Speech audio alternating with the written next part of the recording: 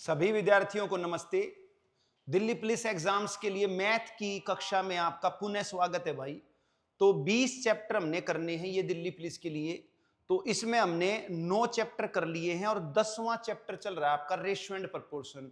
और रेशियो और प्रोपोर्शन की भी 2 क्लास हो चुकी हैं, तो आज ये तीसरी क्लास है। अब जो हमने ये बैच है ये हमने 11 अक्टूबर को स्टार्ट किया था और 30 नवंबर तक इसको हम खत्म कर देंगे भाई। ठीक है, प्रतिदिन आपकी कक्षा सुबह 9 बजे आ जाती है। बेल आइकन को प्रेस कर लें ताकि आपको क्लास का नोटिफिकेशन मिल जाए भाई टाइम पे। ठीक है, अब अपना चैप्टर स्टार्ट कर लेते हैं। इसमें रेशियो प्रोपोर्शन के हमने 35 क्वेश्चन कर लिए थे भाई। तो रेशियो प्रोपोर्शन की कुछ प्रॉपर्टीज लिखवाई थी मैंने आपको, 3 वेरी इंपॉर्टेंट प्रॉपर्टी हैं। उन 3 प्रॉपर्टीज को अपना ध्यान में रखना है भाई, उनको अच्छी तरीके से वीडियो को देख लेना। अगर वो 3 प्रॉपर्टी क्लियर हैं तभी क्वेश्चन क्लियर होंगे, अदरवाइज आगे दिक्कत आएगी आपको। ठीक है भाई, तो हम इन 3 प्रॉपर्टीज को हमेशा रिवाइज करते रहेंगे, आगे के लिए भी करते रहेंगे, क्योंकि ये प्रॉपर्टीज अगले चैप्टर्स में भी यूज होनी है। ठीक है, अब 36 क्वेश्चन पे आ जाते हैं और 4 प्रॉपर्टी हैं, एक चौथी प्रॉपर्टी और करेंगे भाई आज हम। ठीक है कि नहीं? तो 36 क्वेश्चन पे आ जाते हैं, क्या कह रहे हैं। तो मैंने आपको एक इंपॉर्टेंट फार्मूला बताया था, शॉर्टकट है, उसको मैं दोबारा रिवाइज करवा देता हूं एक बार। फार्मूला था आपका, required quantity is equal to given quantity divided by ratio of given quantity multiply ratio of required quantity.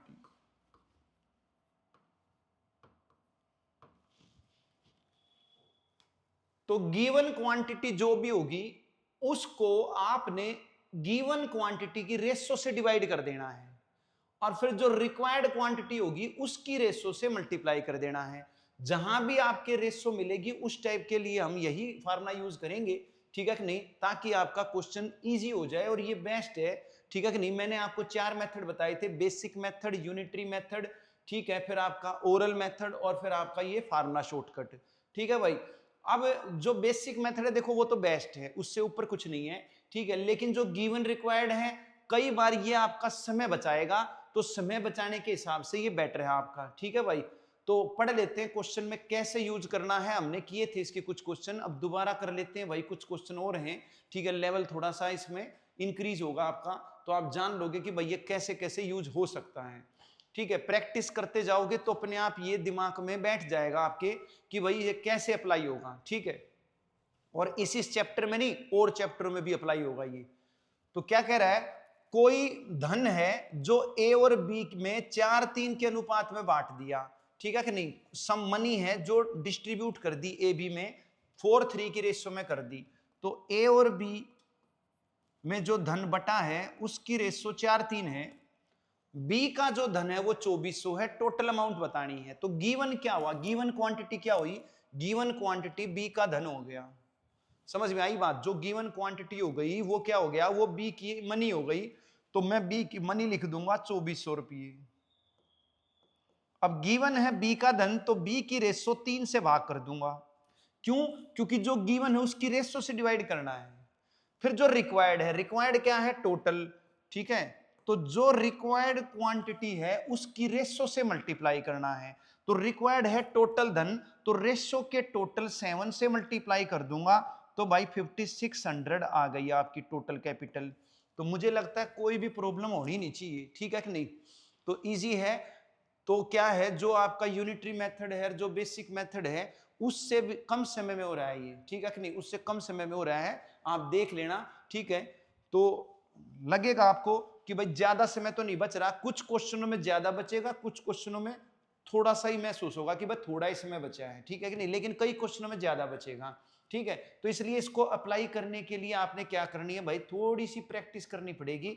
जब आप इसको खुद अपने आप 8-10 क्वेश्चनों में लगा लोगे तब जाके ये माइंड में सेट होगा भाई। तो 37वां क्वेश्चन क्या कह रहा है, 624 को ए बी सी में 1/2, 1/3, 1/4 के अनुपात में बांटा गया है। ठीक है कि नहीं, तो ए बी सी में जो कैपिटल या जो मनी डिस्ट्रीब्यूट की गई है उसकी जो रेशो है आपकी वो 1/2, 1/3, 1/4 है। तो मैं इसको फ्रैक्शन में से खत्म कर लेता हूं। फ्रैक्शन में से खत्म करना आपको बताया था। इसका क्या करोगे भाई, आप एलसीएम लोगे, तो इसका एलसीएम आ गया 12, तो मैं 12 से मल्टीप्लाई करूंगा भाई, ठीक है कि नहीं। मैंने बता रखा है भाई एलसीएम नीचे नहीं लेना, नीचे वालों का एलसीएम लेना और गुणा करनी है। तो जब मैं 12 से गुणा करूंगा तो 12/2 6 हो जाएगा, 12/3 4 हो जाएगा, 12/4 3 हो जाएगा। तो ये आपकी फ्रैक्शन में से खत्म हो गई, तो मनी की रेशो 6 4 3 आ गई। अब मैं गिवन रिक्वायर्ड लगा दूंगा। 624 क्या है, 624 एबीसी का जोड़ है। तो 624 क्या है, एबीसी का जोड़ है। तो मैं क्या करूंगा, 624 को रेशो के जोड़ से भाग कर दूंगा, 13 से कर दूंगा। क्यों, क्योंकि गिवन रिक्वायर्ड फार्मूला यही कहता है कि जो गिवन है उसकी रेशो से डिवाइड कर दो। तो गिवन है तीनों का सम, तो तीनों की रेशो के सम से डिवाइड कर दिया। रिक्वायर्ड है सी, तो सी की रेशो 3 से गुणा कर देंगे, बस आंसर आ जाएगा आपका। इसको बस कट करना है आपने और कुछ नहीं करना, कैलकुलेशन है, रिड्यूस कर लेनी है। 13 से काटूंगा, 13 चौक 52, 13 8 104, 48 दिया हो जाएगा आपका 144। क्लियर है भाई। तो सी की जो अमाउंट है वो 144 आ गई। बात समझ में आ गई होगी मेरे ख्याल से, इसमें कोई दिक्कत होनी नहीं चाहिए, सिर्फ गिवन रिक्वायर्ड हम लगा रहे हैं। आगे चलते हैं भाई।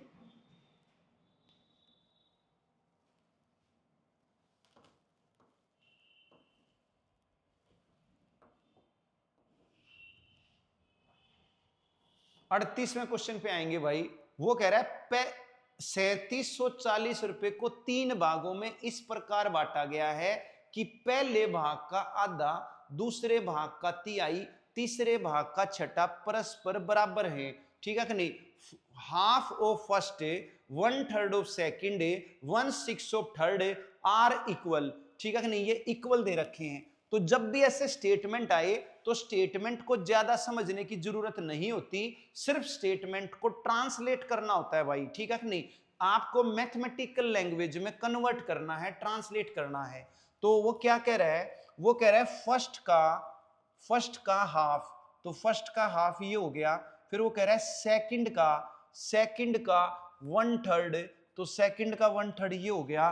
फिर वो कह रहा है कि थर्ड का 6th पार्ट, तो थर्ड का 6th पार्ट 1/6, ठीक है कि नहीं। ये कह रहा है इक्वल है भाई, ठीक है कि नहीं। ये तीनों पार्ट क्या हैं, ये तीनों पार्ट आपके इक्वल हैं। तो यहां से फर्स्ट सेकंड थर्ड की रेशो आ गई है भाई। क्या आ गई है, फर्स्ट सेकंड थर्ड की रेशो आ गई है। क्या आ गई है, ये जो गुणा में है ना आपके, मैंने बताया था प्रॉपर्टी थी आपकी जो मैंने लिखवाई थी। कौन सी प्रॉपर्टी थी भाई, ये आपकी फर्स्ट प्रॉपर्टी का सेकंड पार्ट है, ठीक है कि नहीं। मैंने फर्स्ट प्रॉपर्टी के 3 पार्ट बताए थे। तो यहां पर जो भी आपका डिवाइड होता है वो राइट साइड पे जाके मल्टीप्लाई हो जाएगा, और जो मल्टीप्लाई है वो डिवाइड हो जाएगा, या यूं कह सकते हो इनवर्स हो जाएगा।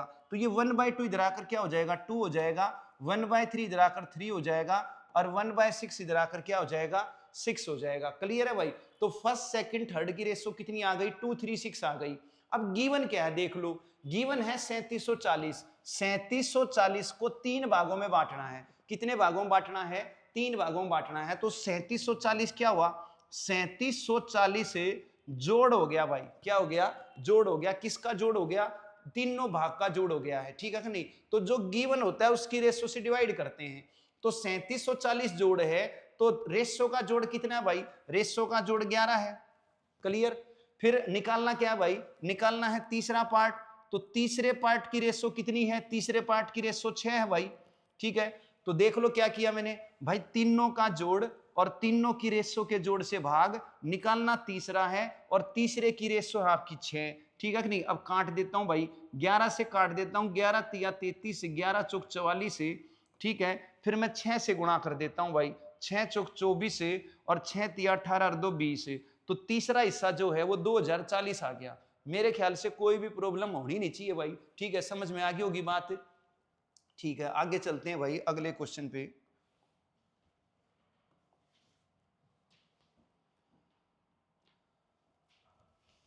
तो मोस्टली जो सारे क्वेश्चन है भाई अपने गिवन रिक्वायर्ड के ऊपर है भाई। गिवन रिक्वायर्ड को आपने क्या करना है, दिमाग में सेट कर लेना है भाई। ठीक है, इसके बेस पे सारे क्वेश्चन आपके हो जाएंगे। लगभग सारे क्वेश्चन का मतलब ये नहीं 100% होंगे, लेकिन 90% क्वेश्चन हो जाएंगे। 10% क्वेश्चन ऐसे हैं जिनके लिए हमें बेसिक मेथड को फॉलो करना पड़ेगा भाई। तो बेसिक तो मैंने कहा था बेस्ट है भाई, उससे ऊपर कुछ नहीं है, तो बेसिक को नहीं भूलना किसी भी हालत में। तो बेसिक और गिवन रिक्वायर्ड ये दो आपके काम के हैं भाई। तो 94 को दो भागों ए और बी में इस प्रकार बांटा गया है कि ए के 5वें भाग, ठीक है कि नहीं, हिंदी में ए बोल रहा है, इंग्लिश में फर्स्ट बोल रहा है, तो उससे कोई फर्क नहीं पड़ेगा, ए बोल लो फर्स्ट बोल लो, ठीक है, मर्जी है आपकी। तो मैं ए लिख लेता हूं, क्या बात है। तो ए का 5वां भाग का मतलब है 5 से भाग करना है भाई, या ए इंटू 1/5 कर सकते हो, या a/5 कर सकते हो, आपकी मर्जी। फिर क्या कह रहा है, बी के 8वें भाग का अनुपात, तो क्या करोगे भाई, बी को 8 से भाग कर दोगे, ठीक है। इसका जो अनुपात है, इसका जो अनुपात है वो कितना है, वो 3:4 है। कितना है भाई, 3:4 है, ठीक है। अब यहां से आप ए बी की रेशो निकाल लो भाई, और ये फर्स्ट प्रॉपर्टी का थर्ड पार्ट है भाई, देख लेना जाके। मैंने आपको ये बताया था कि अगर लेफ्ट साइड पे कोई भी नंबर डिवाइड है तो राइट साइड पे जाके मल्टीप्लाई होगा, या लेफ्ट पे मल्टीप्लाई है तो राइट पे जाके डिवाइड होगा। अब क्वेश्चन ये है कि किससे डिवाइड होगा, किससे मल्टीप्लाई होगा। तो ये जो 5 है ये फर्स्ट रेशो से डिवाइड है, तो उधर जो मल्टीप्लाई होगा फर्स्ट ही रेशो से होगा, ध्यान रखना है, ठीक है कि नहीं। ये नहीं कि दोनों से कर दोगे।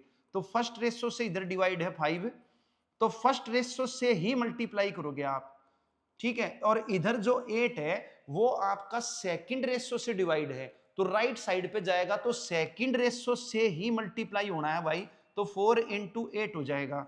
तो ये आ गई आपकी 15 और 32 की रेशो आ गई। कितनी आ गई भाई, 15 और 32 की रेशो आ गई, किसकी, ए और बी के भाग की रेशो आ गई। और टोटल जो था ना वो आपका 94 था। ये 94 क्या है, 94 क्या है, ये आपका ए और बी का सम है, ठीक है। अब जो गिवन है उसको हम एज इट इज लिखेंगे, और फिर जो गिवन है उसकी रेशो से डिवाइड करेंगे। तो 94 क्या है, 94 ए बी का सम है, तो मैं ए बी के सम की रेशो से डिवाइड करूंगा। 15 और 32 का सम 47 से डिवाइड करूंगा। और निकालना क्या है, रिक्वायर्ड क्या है, पहला भाग निकालना है। तो फर्स्ट पार्ट जो है आपका यानी ए निकालना है, कह सकते हो। तो फर्स्ट पार्ट आपका 15 है, मैं 15 से गुणा कर दूंगा, तो 47 से कट गया 2 पे, तो 15 दूनी आपका 30 आ गया। बात क्लियर होगी मेरे ख्याल से। कुछ भी नहीं किया, सिर्फ पहले रेशो बनाई है हमने, ठीक है नहीं, फिर रेशो बनाने के बाद गिवन रिक्वायर्ड लगाया है। तो अगले क्वेश्चन पे आ जाते हैं भाई।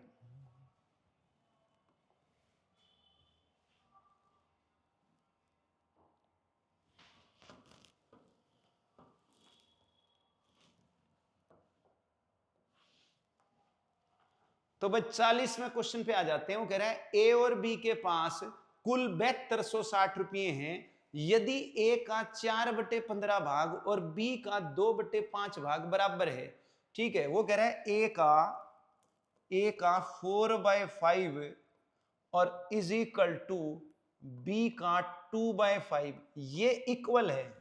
कुछ नहीं किया मैंने स्टेटमेंट पढ़ी है और स्टेटमेंट को ट्रांसलेट कर दिया है, ठीक है, मैथमेटिकल लैंग्वेज में कन्वर्ट कर दिया है। अब यहां से रेशो बना लेनी है आपने, तो आप क्रॉस मल्टीप्लाई कर सकते हो, कोई दिक्कत नहीं है, पहले क्रॉस मल्टीप्लाई कर लो भाई, ठीक है। 4/15 था ये, तो ए का 4/15 और बी का 2/5 बराबर है, तो मैं जैसे ही क्रॉस मल्टीप्लाई करूंगा तो ये हो जाएगा 20a is equal to 30b हो जाएगा। तो यहां से 0 से 0 कैंसिल हो जाएगी, और फिर ए बी की रेशो निकाल लोगे। कैसे निकाल लोगे, फर्स्ट प्रॉपर्टी के फर्स्ट पार्ट में समझाया था, ठीक है कि नहीं। इधर आकर ये इनवर्स हो जाएंगे, तो 1/2 1/3 हो जाएगा, और फिर इसका एलसीएम लेने के बाद 3:2 की रेशो आ जाएगी। तो यहां तक कोई डाउट होना नहीं चाहिए भाई। इसके बाद क्या कह रहा है, ए और बी का टोटल दे दिया उसने 7260 है, ठीक है नहीं। ए और बी का सम दे दिया 7260, ठीक है। रिक्वायर्ड क्या है, रिक्वायर्ड है बी के पास कितना धन है। तो क्या करूंगा भाई, 7260 को ए और बी के सम 5 से डिवाइड कर दूंगा, और मुझे निकालना है बी का धन, ठीक है कि नहीं। तो बी के धन यानी 2 से गुणा कर दूंगा, तो मैं 5 से काट देता हूं भाई, तो ये कट गया आपका 1452 पे कट गया। अब इसकी गुणा करूंगा तो 2904 आ जाएगा भाई। तो बाकी कैलकुलेशन ही थी और कुछ था नहीं भाई, ठीक है। तो रेशो बनाई और उसके बाद हमने क्या किया, उसके बाद गिवन रिक्वायर्ड लगा दिया, ठीक है। इजी क्वेश्चन था भाई, मुझे नहीं लगता इसमें कोई भी आपको प्रॉब्लम होगी। तो नेक्स्ट क्वेश्चन पे आ जाते हैं भाई 41।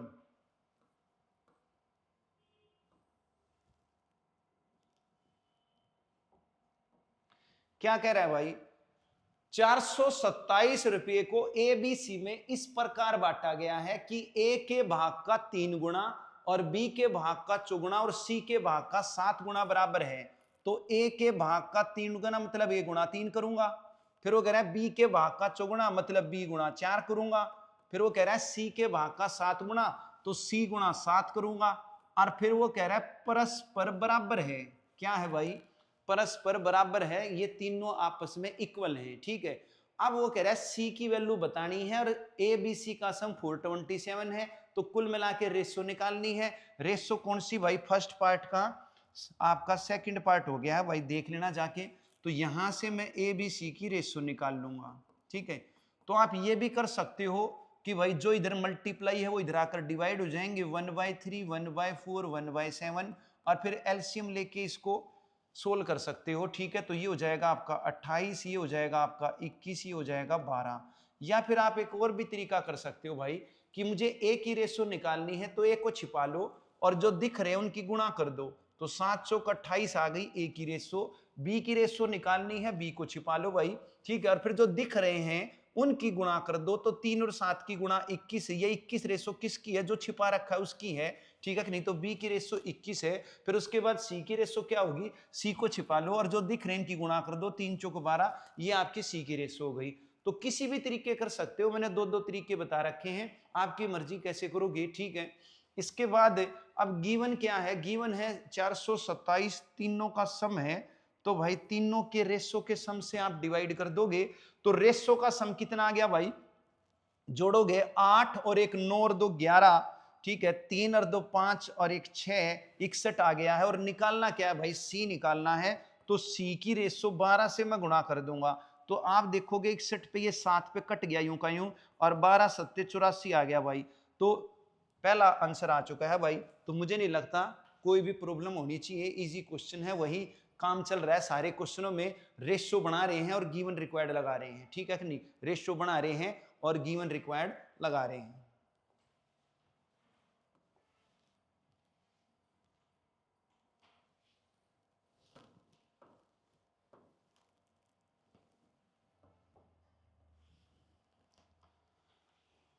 तीन संख्याओं का जोड़ 196 है भाई, ठीक है कि नहीं। तीन संख्याओं का जोड़ क्या है, 196 है। पहली, दूसरी और तीसरी, इनका जोड़ है, सम है इनका 196। वो कह रहा है पहली और दूसरी का अनुपात, ठीक है कि नहीं। पहली और दूसरी का अनुपात जो है वो 2:3 है, ठीक है भाई। फिर वो कह रहा है दूसरी और तीसरी का अनुपात 5:8 है, दूसरी और तीसरी का अनुपात 5:8 है। तो सेकंड और थर्ड की जो रेशो है वो आपकी 5:8 है। अब वो कह रहा है दूसरी संख्या बताओ भाई, ठीक है कि नहीं। क्या बताओ, दूसरी संख्या बताओ। तो ये जो आपकी रेशो है इनको कंबाइन कर लो। क्यों कर लो कंबाइन, क्योंकि गिवन है तीनों का सम, तो तीनों की रेशो का सम होना चाहिए। तो तीनों की रेशो का सम तभी होगा जब इन तीनों की इकट्ठी रेशो आएगी। और तीनों की इकट्ठी रेशो लाने के दो तरीके थे, या तो कंट्राडिक्शन दूर करो या फिर फार्मूला लगाओ मेरा, एंटीसीडेंट एंटीसीडेंट, कंसीक्वेंट एंटीसीडेंट, कंसीक्वेंट कंसीक्वेंट। तो देख लेना भाई, पिछली वीडियो में ये बात बताई थी मैंने। तो फर्स्ट सेकंड थर्ड की जो रेशो है वो क्या आ जाएगी भाई, ए 10, सी 15, सी 24। तो भाई 10 15 24 की रेशो आ गई है, ठीक है। गिवन क्या है, तीनों का जोड़, तो रेशो के जोड़ 196 को रेशो के जोड़ 49 से भाग कर दूंगा भाई, ठीक है। और निकालना क्या है, दूसरी संख्या निकालनी है, तो दूसरी संख्या की रेशो 15 से गुणा कर दूंगा, तो 49 से कट गया 4 पर, 15 चौके 60, ठीक है भाई। अभी हम क्या कर रहे हैं, हम पूरा सिलेबस कर रहे हैं भाई, बिल्कुल 0 to, ठीक है कि नहीं, 0 to थोड़ा हाई लेवल की तरफ जा रहे हैं हम धीरे धीरे, ठीक है कि नहीं। तो पहले मैं 0 लेवल से आपको सिखा रहा हूं, आपके कंसेप्ट क्लियर कर रहा हूं। अगर किसी ने पहली बार स्टार्ट किया है पढ़ना मैथ, ठीक है कि नहीं, तो अभी तक उसने कोई तैयारी नहीं की है, अगर पहली बार स्टार्ट कर रहा है, चाहे वो दिल्ली पुलिस के लिए कर रहा है, चाहे वो चंडीगढ़ पुलिस के लिए कर रहा है, चाहे वो DSSB के लिए कर रहा है, चाहे वो CGL के लिए कर रहा है भाई, ठीक है नहीं, चाहे वो बैंकिंग के लिए कर रहा है, किसी भी एग्जाम के लिए कर रहा है, अगर वो उसने अभी अभी स्टार्ट किया किया है, तो भाई मैं आपका बेस बना रहा हूं, ठीक है कि नहीं। इसके बाद मैं थोड़ा हाई लेवल लूंगा। एक बार आप कनेक्ट कर जाओ फार्मूलों से, प्रॉपर्टी से, एक बार आप स्टेटमेंट को एग्जीक्यूट करना आ जाए, कैलकुलेशन आपकी स्ट्रांग हो जाए, फिर मुझे नहीं लगता कोई भी दिक्कत होगी, ठीक है भाई। तो आगे चलते हैं, अगले क्वेश्चन पे आ जाते हैं। अगला क्वेश्चन, क्योंकि आंसर तो हमारा आ गया था भाई, 60 आंसर आ चुका है, समझ में आ गई बात। तो एक बार आप स्टेटमेंट को एग्जीक्यूट करना आ जाएगा ना, फिर कोई भी समस्या होगी नहीं भाई।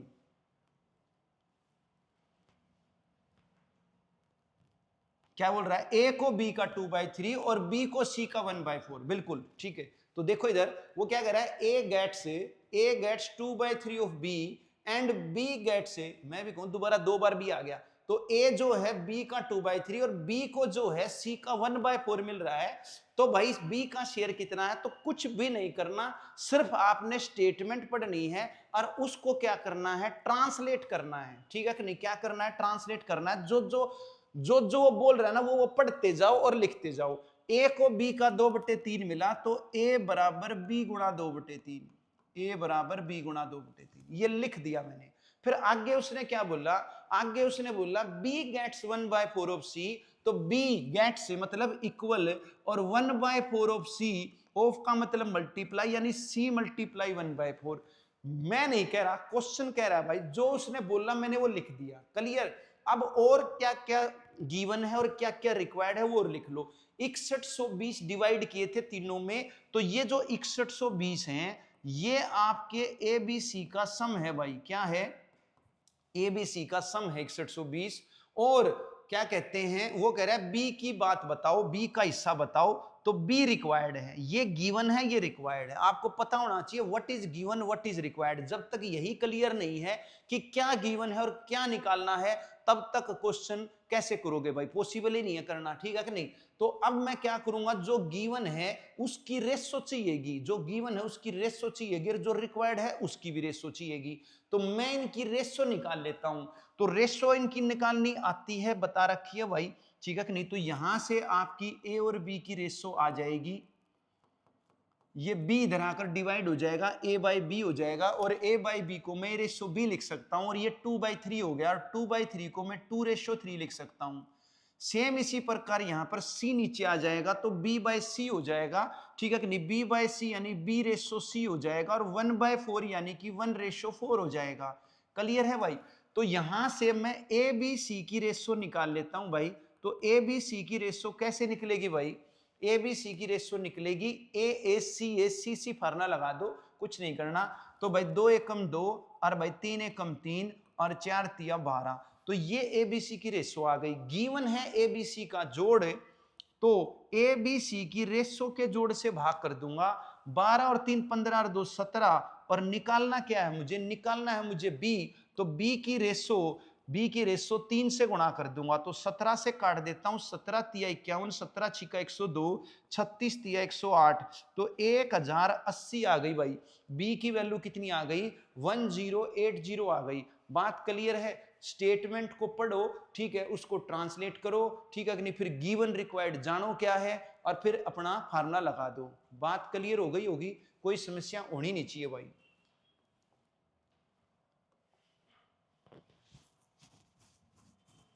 तो भाई क्या कह रहा है 44,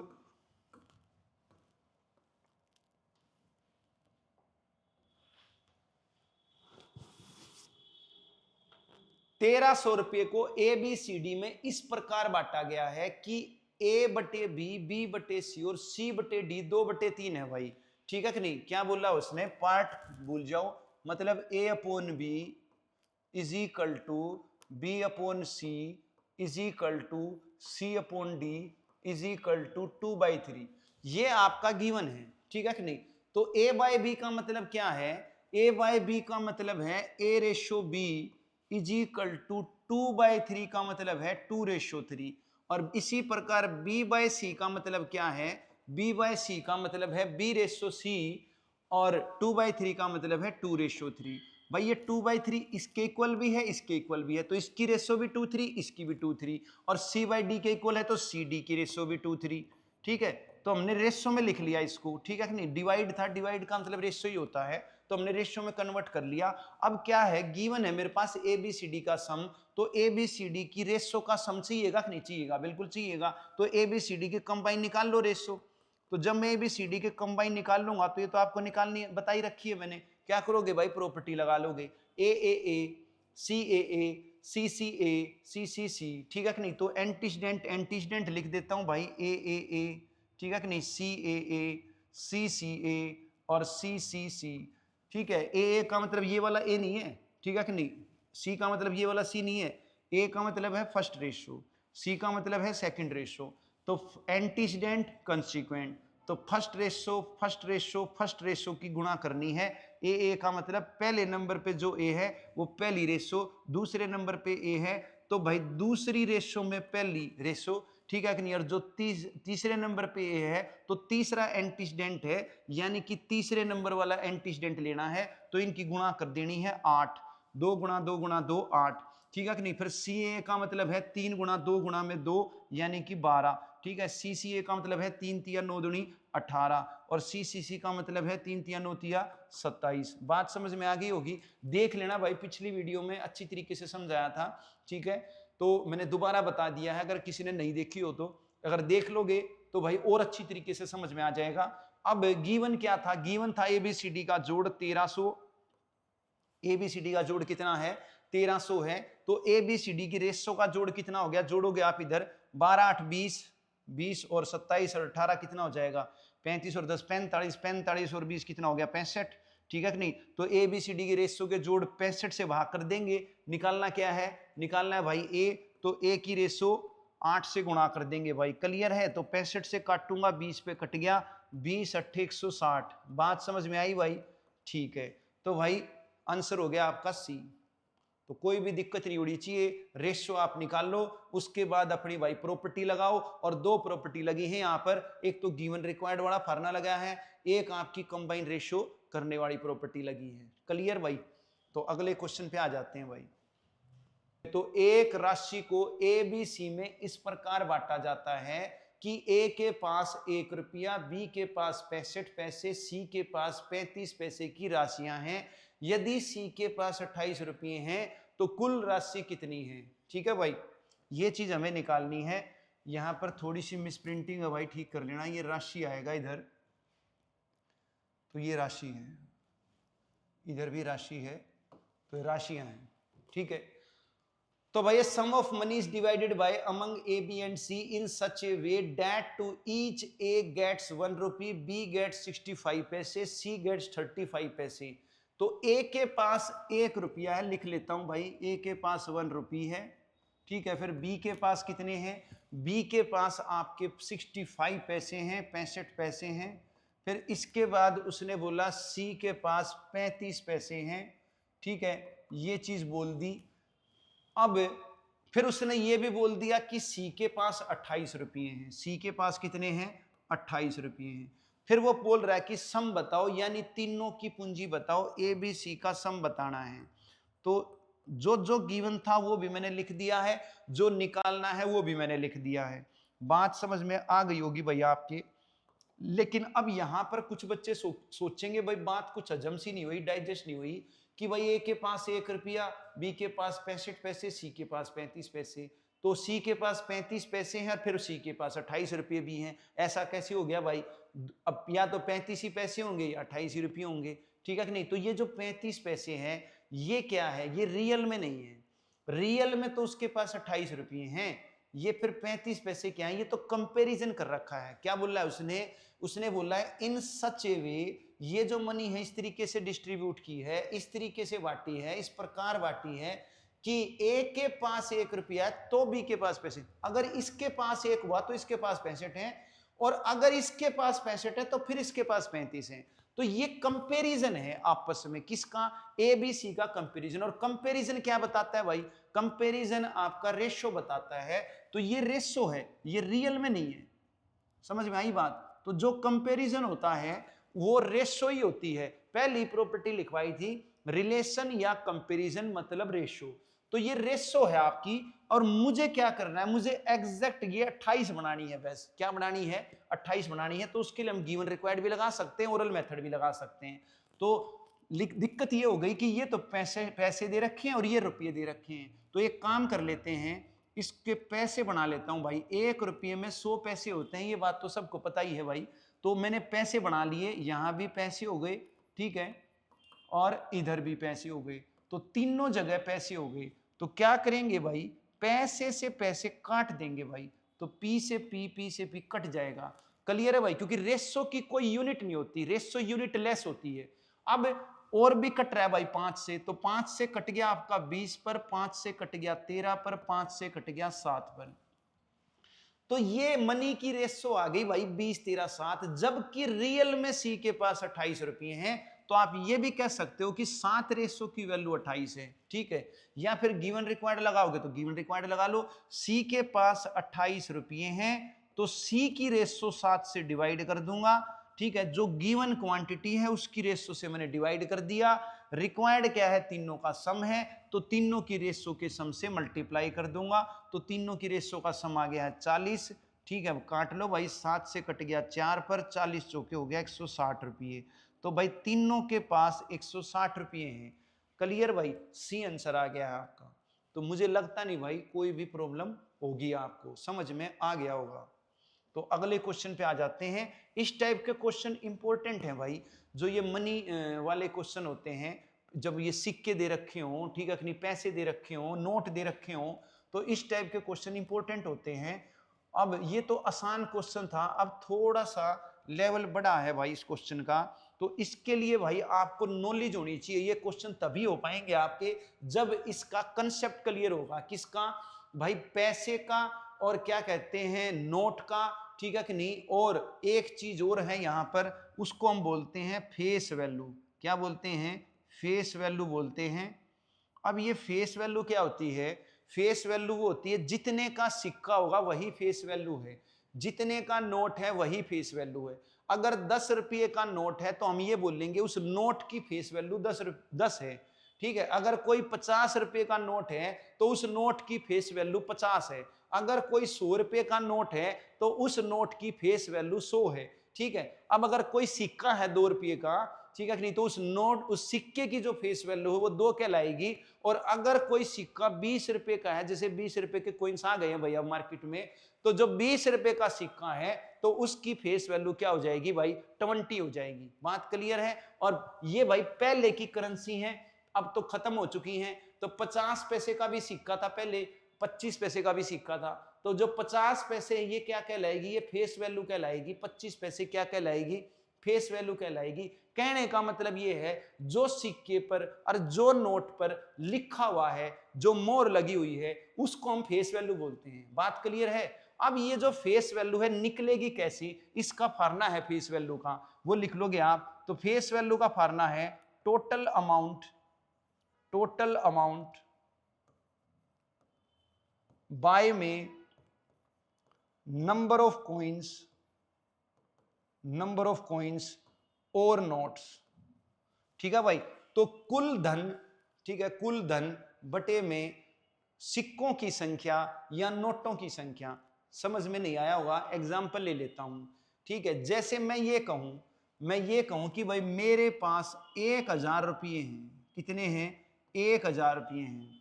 और मेरे पास क्या कहते हैं, मेरे पास कुल 20 नोट हैं। कितने नोट हैं भाई, 20 नोट हैं, ठीक है कि नहीं। कितने नोट हैं भाई, 20 तो नोट हैं, ठीक है भाई, 20 तो नोट हैं और 1000 रुपये हैं। तो मेरी फेस वैल्यू कितनी हुई, फेस वैल्यू का मतलब ये है कि मेरे पास कितने कितने के नोट हैं, ठीक है कि नहीं। तो मैं इसको काट दूंगा भाई, 0 से 0, तो 2 से काटूंगा 50, तो 50 रुपये के नोट है भाई। ये 50 रुपये के नोट आ गए, यानी कि नोट पे जो लिखा हुआ है, यानी फेस वैल्यू आ गई। तो फेस वैल्यू निकालनी आ गई होगी मेरे ख्याल से भाई। जितना धन है और जितने नोट हैं उससे डिवाइड कर दोगे तो फेस वैल्यू आ जाएगी, यानी कि कितने की करेंसी है वो, कितने का नोट है वो आ जाएगा, ठीक है। अब इसी प्रकार आपको नंबर ऑफ कॉइन्स भी निकालने पड़ सकते हैं, नंबर ऑफ नोट्स भी निकालने पड़ सकते हैं। तो अगर नंबर ऑफ नोट्स निकालने पड़ गए, नंबर ऑफ कॉइन्स निकालने पड़ गए, तो फिर क्या करोगे भाई, फिर फार्मूला लगाओगे आप, नंबर ऑफ कॉइन्स या notes is equal to total amount total amount by में फेस वैल्यू, टोटल अमाउंट को डिवाइड कर दोगे फेस वैल्यू से। कुछ नहीं, वही फार्मूला है भाई, ऊपर वाला ही फार्मूला है। क्या हुआ, ये नंबर ऑफ कॉइन्स तो ऊपर चला गया और ये फेस वैल्यू नीचे आ गया, तो क्रॉसली हमने क्या किया, इंटरचेंज कर दिया इनको, ये इधर चला जाएगा, ये इधर आ जाएगा, ठीक है कि नहीं। तो फार्मूला वही है, ऊपर वाला ही, उसी से हमारा ये फार्मूला बन गया। तो जैसे कि मैं ये कहूं, क्या कहूं कि भाई मेरे पास 1000 रुपये हैं, कितने हैं, 1000 रुपये हैं, और सारे नोट 200 के हैं भाई। कितने के नोट हैं, 200 रुपए के नोट हैं, ठीक है। 200 रुपए का एक नोट है, 200 रुपए प्रति नोट है भाई मेरे पास। तो भाई नोट कितने हो गए, क्या करोगे, डिवाइड ही तो करोगे, 200 से भाग करोगे, यानी मेरे पास 5 नोट हैं। बात समझ में आ गई होगी। तो भाई नोट की संख्या निकालनी है या सिक्कों की संख्या निकालनी है, तो कुल धन को फेस वैल्यू से डिवाइड कर दोगे। कुल धन को क्या करोगे, फेस वैल्यू से डिवाइड कर दोगे, कुल सिक्के आ जाएंगे या कुल नोट आ जाएंगे। बात समझ में आई। अब इसी प्रकार एक फार्मूला और बन जाएगा। अगर मैं इसको बिल्कुल इंटरचेंज ना करूं क्रॉसली, सीधा मल्टीप्लाई ही कर दूं क्रॉस से, तो फिर टोटल अमाउंट का फार्मूला बन जाएगा आपका। तो टोटल अमाउंट का क्या फार्मूला बनेगा वो भी लिख लो भाई। तो टोटल अमाउंट का फार्मूला बन गया अब यहां पर आपका इज इक्वल टू में, ये क्रॉस मल्टीप्लाई कर दो भाई, तो फेस वैल्यू में मल्टीप्लाई कर दोगे नंबर ऑफ कॉइन से, या नोट्स भी हो सकते हैं, कुछ भी हो सकते हैं भाई, सिक्के मिले या नोट मिले, एक चीज मिलेगी, ठीक है कि नहीं। जैसे मैं ये कहूं कि भाई मेरे पास 500 रुपये की 500 रुपये के 4 नोट हैं, तो बताओ मेरे पास कितनी राशि हो गई, कुल धन कितना हो गया। तो सब बता देंगे भाई, गुणाई तो करनी है, तो कहोगे भाई 2000 रुपये हैं, ठीक है कि नहीं। तो यही तो है फार्मूला क्या कह रहा है, कुल अमाउंट कैसे निकलेगा, फेस वैल्यू इनटू में नंबर ऑफ नोट्स। तो मेरे पास 2000 रुपये धन हो चुका है। तो बात समझ में आ गई होगी मेरे ख्याल से, कोई भी समस्या नहीं। अब मैंने क्यों लिखवाए हैं, क्योंकि भाई इनका यूज है इस क्वेश्चन में, ठीक है कि नहीं। एक और क्वेश्चन भी शायद आएगा तो उसमें भी इसका यूज होगा, तो इंपॉर्टेंट टाइप है, एग्जाम में आ सकती है भाई। तो अब मैं क्वेश्चन पे आ जाता हूं भाई। तो क्वेश्चन को एक बार ध्यान से पढ़ लोगे भाई, क्या कह रहा है। वो कह रहा है एक थैली में 1 रुपये 50 पैसे और 25 पैसे के कुल 340 सिक्के हैं। तो ये जो 1 रुपये के जो कॉइन्स हैं, 50 पैसे के जो कॉइन हैं और जो 25 पैसे के कॉइन हैं, ये क्या है, ये फेस वैल्यू है। नोट जितने का है, सिक्का जितने का है, वो फेस वैल्यू कहलाती है। तो मैं लिख लेता हूं भाई, मेरे पास जो जो फेस वैल्यू है वो क्या क्या है। ये हाँ आपकी 1 रुपी, 1 रुपये का सिक्का है, मेरे पास 50 पैसे का सिक्का है। अच्छा, जो फेस वैल्यू होगी वो सेम करेंसी में लेके आओगे आप, या तो पैसे पैसे में या रुपीज में। एक फेस वैल्यू तो रुपीज में है और दूसरी फेस वैल्यू पैसे में है, तो इसको भी आप रुपीज में कन्वर्ट कर लोगे। कैसे करोगे भाई, ये तो आपको पता ही है ना कि 100 पैसे जो होते हैं वो 1 रुपये के बराबर होता है। 100 पैसे 1 रुपये के बराबर होते हैं। तो भाई सीधी सी बात है, मैं ये कहूं कि 1 पैसा कितने के बराबर, 1/100 रुपये के बराबर। क्लियर। 1 पैसे को अगर मुझे रुपये में लाना है तो मैं क्या करूंगा, 100 से भाग कर दूंगा। तो इसी प्रकार मुझे 50 पैसे रुपये में लेके आने हैं, तो मैं क्या करूंगा भाई, 100 से भाग कर दूंगा। मतलब मैं ये कह सकता हूं 50/100, तो ये रुपये बन जाएंगे। मतलब ये कह सकता हूं कि ये आधा रुपया हो जाएगा। क्लियर भाई। 50 पैसे को मैं क्या कह सकता हूं, आधा रुपया कह सकता हूं। सेम इसी प्रकार जो तीसरी फेस वैल्यू है मेरे पास, तीसरी फेस वैल्यू 25 पैसे है, तो मैं इसके भी रुपये बना लेता हूं। क्या करूंगा, 100 से भाग कर दूंगा। अब कर लेना, मैंने बता दिया है, ऐसे ही कर लेना। तो जब मैं 100 से भाग करूंगा तो ये 1/4 रुपया हो जाएगा। तो मैंने क्या किया, जो फेस वैल्यू थी वो तीनों रुपीज में कन्वर्ट कर ली। किस में कर ली, रुपीज में कन्वर्ट कर ली। पैसे में भी करना चाहो तो पैसे में भी कर सकते हो, आपकी मर्जी, किसी एक में कर लेना। लेकिन रुपीज में कन्वर्ट करना ज्यादा बेटर रहता है, क्योंकि रुपीज में आएंगे कई बार, जो मनी है वो रुपीज में ही देगा आपको, पैसे में देगा नहीं। तो इसलिए रुपीज में करना ज्यादा बेटर है। अब ये गिवन था, मैंने कुछ नहीं किया, सिर्फ जो दे रखा है वो लिखा है, बस एक काम किया है मैंने पैसे को रुपीज में कन्वर्ट किया है। अब आगे क्या कह रहा है, इनकी अमाउंट की रेशो 5:4:1 है। तो इनकी जो अमाउंट है उसकी रेशो 5:4:1 है। ठीक है भाई, लिख लेता हूं 5 4 1। ये किसकी रेशो है? अमाउंट की। अमाउंट मतलब ये रहा, अमाउंट का फार्मूला क्या था? Face value into number of coins. तो ये अमाउंट की रेशो है। अब और क्या दे रखा है भाई? और निकालना है मुझे, नंबर ऑफ कॉइन्स निकालने हैं भाई। ठीक है, नंबर ऑफ कॉइन्स मुझे निकालने हैं।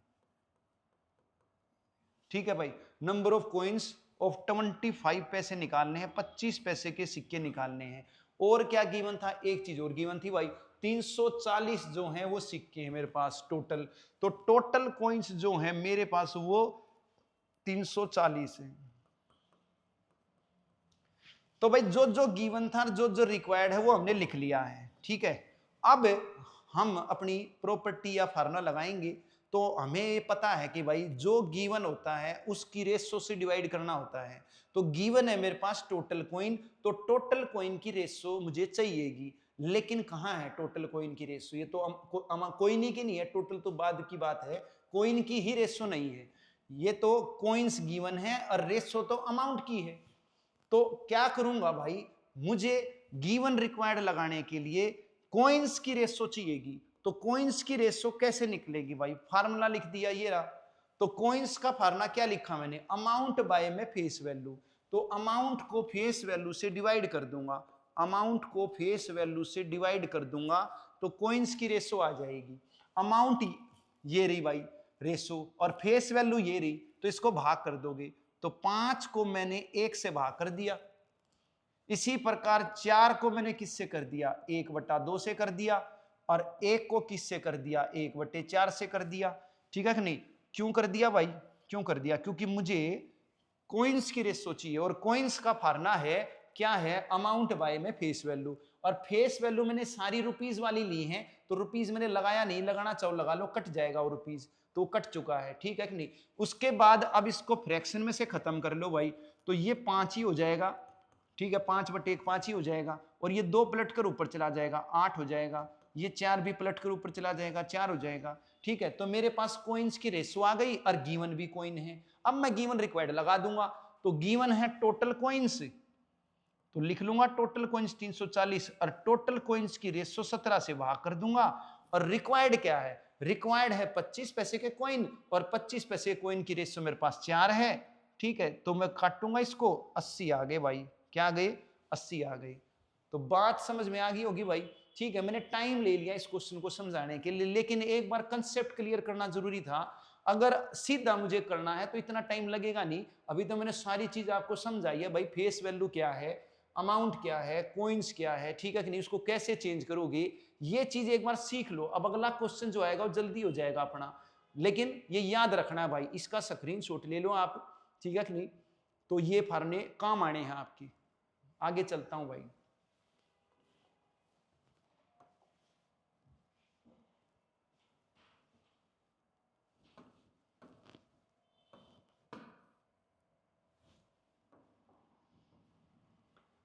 तो क्या कह रहा है भाई? देखो सेम क्वेश्चन आ गया है। एक थैली में 20 रुपये, 10 रुपये, 5 रुपये के नोट हैं। सेम क्वेश्चन है, बस पिछले क्वेश्चन में सिक्के थे, यहां पर नोट हैं। तो ये फेस वैल्यू हो गई मेरे पास। लिख लेता हूं भाई, फेस वैल्यू क्या क्या है मेरे पास? एक तो 20 रुपये का नोट है, तो 20 रुपये फेस वैल्यू है। इसके बाद मेरे पास 10 रुपये का नोट है, फिर मेरे पास 5 रुपये का नोट है। तो ये फेस वैल्यू है। अब गिवन क्या है? नोट की रेशो। तो नंबर ऑफ नोट्स की रेशो दे रखी है मेरे पास, नोटों की जो संख्या है उसका अनुपात दे रखा है 3 4 5। नोटों की संख्या का अनुपात 3 4 5 दे रखा है। कुल धन जो है मेरे पास वो 2000 रुपये है। तो जो टोटल अमाउंट है मेरे पास वो गिवन है भाई, कितनी? 2000 रुपीज है। अब सीधी सी बात है, जो गिवन है उसकी रेशो चाहिएगी, जो गिवन है उसकी रेशो चाहिएगी। तो अमाउंट की रेशो कहां है? मेरे पास है ही नहीं भाई। तो अमाउंट की रेशो निकाल लेता हूं। फार्मूला आप जान चुके हो भाई, अमाउंट का क्या? फेस वैल्यू और इनटू में नोट्स। ठीक है कि नहीं? तो इनकी गुणा कर दूंगा भाई। और ये पहले से ही रुपीज में है सारे, तो कुछ कन्वर्ट करने की जरूरत नहीं, सीधा कर देता हूं भाई। 20 या 60 गुणा करनी है आपने, तो फिर 10 चौक 40 और भाई 5 पंजे 25। काटना चाहो काट लो, ना काटना है तो बाद में कट जाएगा, कोई दिक्कत नहीं है। तो अब मैं क्या करता हूं भाई? ठीक है, अब मुझे क्या निकालना है? मुझे निकालना है 5 रुपए के नोट। तो नोट नहीं निकलेंगे अभी, अभी नोट नहीं निकलेंगे क्योंकि गिवन अमाउंट है, रेशियो भी अमाउंट की है, तो अभी अमाउंट निकाल लूंगा पहले। तो 5 रुपये के अमाउंट निकाल लेता हूं, 5 रुपीज अमाउंट निकाल लेता हूं पहले, ठीक है कि नहीं। तो अमाउंट कैसे निकलेगी, वही गिवन रिक्वायर्ड लगाना है। तो गिवन क्या है भाई, टोटल अमाउंट 2000 रुपये है, तो रेशो का टोटल कितना है भाई, 125 से भाग कर दोगे, ठीक है। और फिर उसके बाद निकालना क्या है, 5 रुपए की अमाउंट, तो 5 रुपए की अमाउंट की रेशो 25 से मैं क्या कर दूंगा भाई, गुणा कर दूंगा, ठीक है। अब 125 से मैं इसको काट दूंगा, या पहले 25 से काट लो, 5 पर 5 से काटूंगा, तो 400 रुपये क्या गई, 400 रुपये अमाउंट आ गई, धन आ गया टोटल 5 रुपये के नोटों का, 5 रुपये के नोटों का धन आ गया, लेकिन उसने 5 रुपये के नोट पूछे हैं, ठीक है कि नहीं। तो अब 5 रुपीज में नोट निकाल लूंगा, तो 5 रुपीज नोट कैसे निकलेंगे भाई, अमाउंट बाई में फेस वैल्यू, अमाउंट आपका कितना है 400 रुपये और फेस वैल्यू है मेरी 5 रुपये, तो भाई काटूंगा 80 नोट आ गए। क्लियर है भाई। तो मेरे ख्याल से अब इसमें इतना टाइम लगा नहीं, क्यों, क्योंकि आपके कंसेप्ट क्लियर हो चुके हैं, आप जान चुके हो कि भाई फेस वैल्यू क्या होती है, नोट्स कैसे निकलते हैं, अमाउंट कैसे निकलती है, ठीक है भाई। तो बाकी गिवन रिक्वायर्ड लगाया है, बाकी और कुछ नहीं है, ठीक है। रेशो एक बार बन गई, फिर गिवन रिक्वायर्ड लगाना है आपने। तो भाई आंसर आपका सेकंड है। अगले क्वेश्चन पे आ जाते हैं भाई।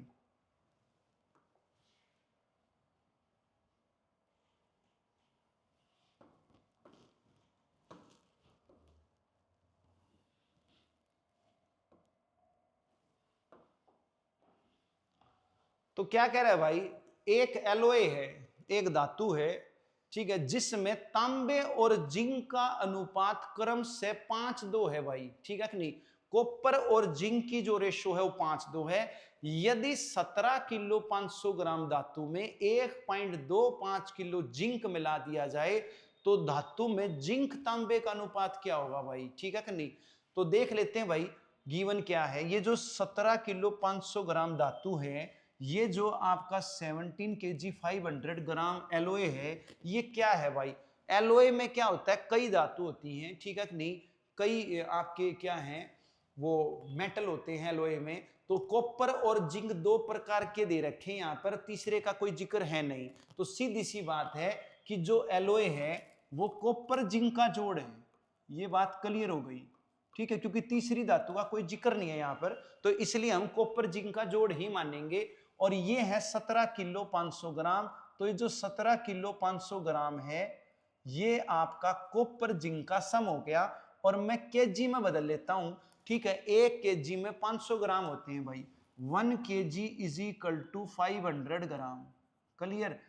अगर मुझे ग्राम के किलो बनाने हैं तो 1000 से भाग कर दूंगा, तो 500 ग्राम को मैं ये भी कह सकता हूं, क्या कह सकता हूं भाई, अगर मैं 1000 बनाना चाहूं तो 0.5 kg कह सकता हूं। 1 किलो में 1000 ग्राम लिखने थे, क्या लिख दिया, 1 किलो में 1000 ग्राम लिखने थे, 1 किलो में 1000 ग्राम है, और 500 ग्राम के मुझे अगर केजी बनाने हैं तो 500 को मैं 1000 से भाग कर दूंगा तो ये केजी बन जाएगा, मतलब 0.5 kg कह सकता हूं मैं, क्या कह सकता हूं भाई, 0.5 kg कह सकता हूं, ठीक है।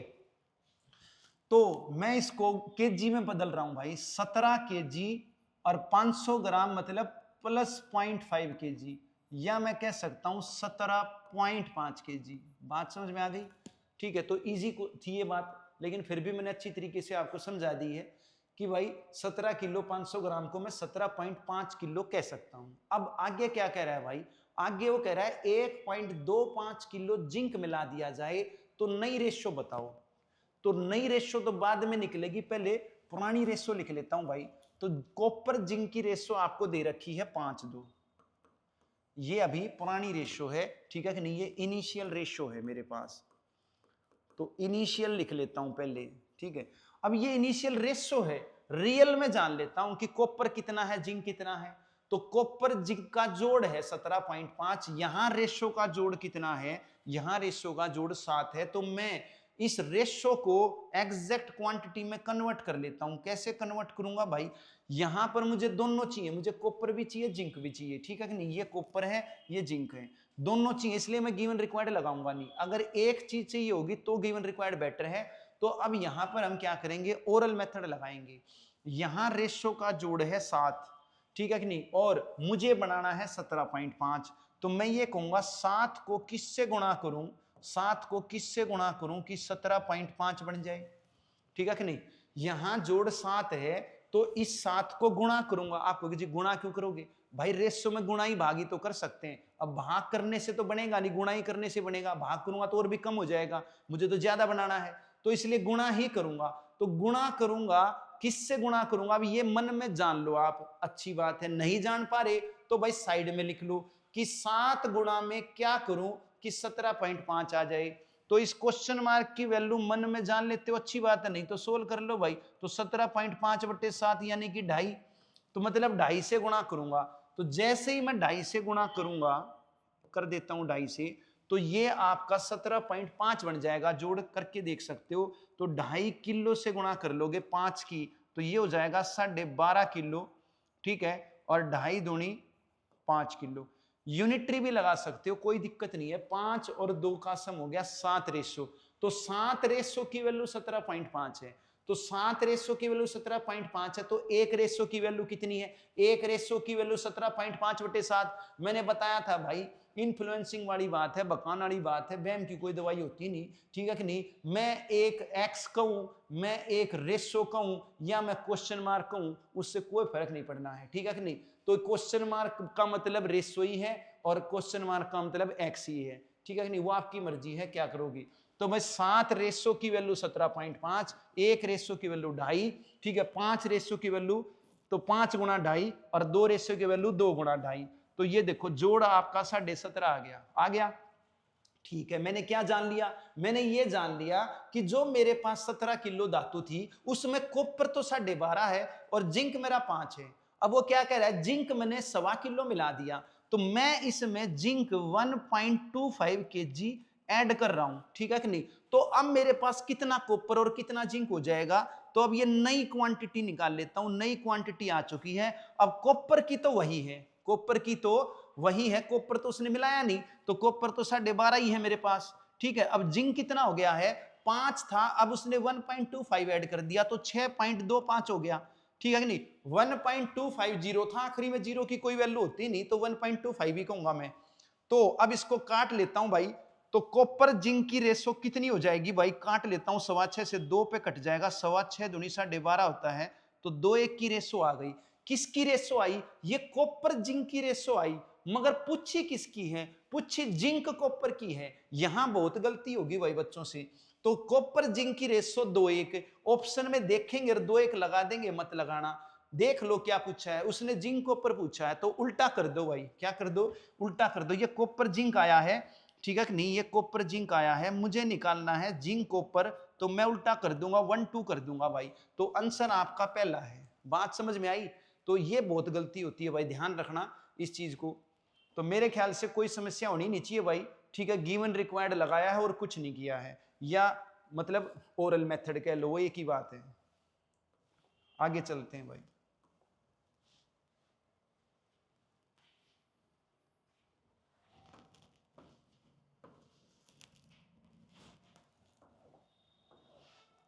क्या कह रहा है भाई, 49 क्वेश्चन।